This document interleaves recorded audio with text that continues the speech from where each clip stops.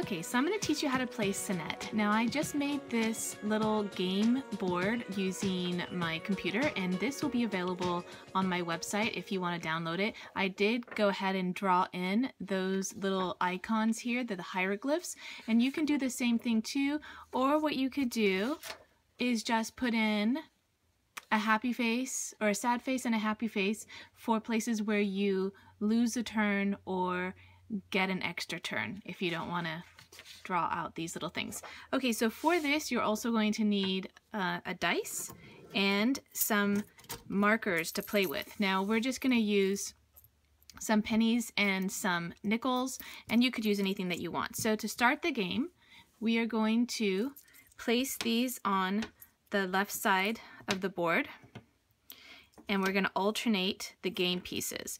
So this is for 2 players, and each player will have either the nickels or the pennies or whatever markers you choose. And you will roll the dice, but you don't use the number 5. The ancient Egyptians thought that the number 5 was bad luck, and so if you roll 5, you just roll again. And on a separate piece of paper, I wrote down what the symbols meant, because some of them are for an extra turn and some of them are considered bad luck and you lose a turn. So this little design here is supposed to be a frog, well, you know, and it's considered the house of life, and so you get an extra turn here. This one, I don't know what this symbol stands for. Oh, actually I do. It's the house of mourning, and you lose a turn here. And this is the symbol, this is the Ankh, this is a symbol of life, and here it's the house of rejuvenation, and you get an extra turn.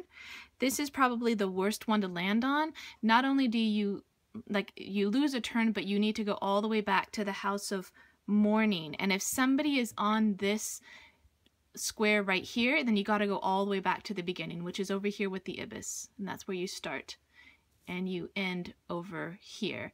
So you need to get your markers through the game board going this way and then around over here until you can finish over here.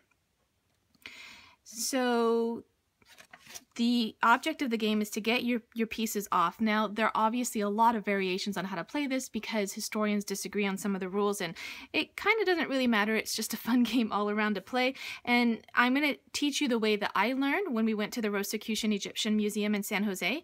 And the variations I just want to point out right now are either that you have to, when you're finishing the game, some people say you have to get the exact number and land it on the last piece in order to finish the game. And some people say, like, doesn't matter how many you roll, as long as you can get to the finish and exceed it, then you're fine. Okay, so I will start by rolling 6. Now, you can move any one of your markers to begin with, or, you know, any time during the game. So if I'm right here and I want to move 6, 1, 2, 3, 4, 5, 6, well, that's me right here. So that's not going to really be a good idea, because if I move 6 and there's something here, that other piece needs to go back. So that's not going to be a good move for me. So if I'm right here and I want to move 6, 1, 2, 3, 4, 5, 6, then I would land on the house of life and I would get an extra turn. So I'm going to go there, and I'm going to give myself an extra turn. Remember, with 5 you roll again, so I got 1. Okay, so let's play the other person. Okay, I could choose to go 1 right here, or I could choose to go 1 right here and knock the other person back a space. All right, I have to roll it again because we don't do 5. Okay, so I'm just going to go ahead and continue this one around. 6.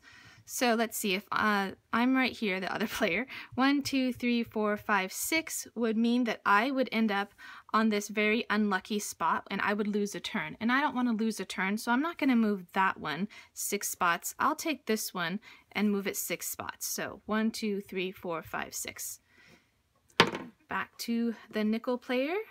So I could continue moving this way, or I could decide, hey, you know what? I want to get some of my other pieces over here getting around the board. So I'm going to go ahead and move this nickel up here and drop that penny back down. All right, so this is the basic rules on how to play.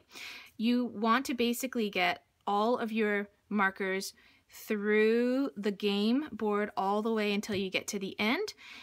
Different boards may have different symbols that indicate different things, but for the most part, the things that would cause you to play differently are the ones that give you an extra turn and the ones that make you lose a turn. And this symbol right here means that you have to go back here, and if there's somebody here, you have to go back all the way there, so that's the worst spot to land on. And then of course you have the ones where you get an extra turn, and those are really good spots to land on. And the point is to kind of derail your opponent and kind of knock him back while you go forward, but then also choosing the best markers to move forward. Okay, so I hope that you try this game out because my kids and I really enjoyed it. Thanks for watching.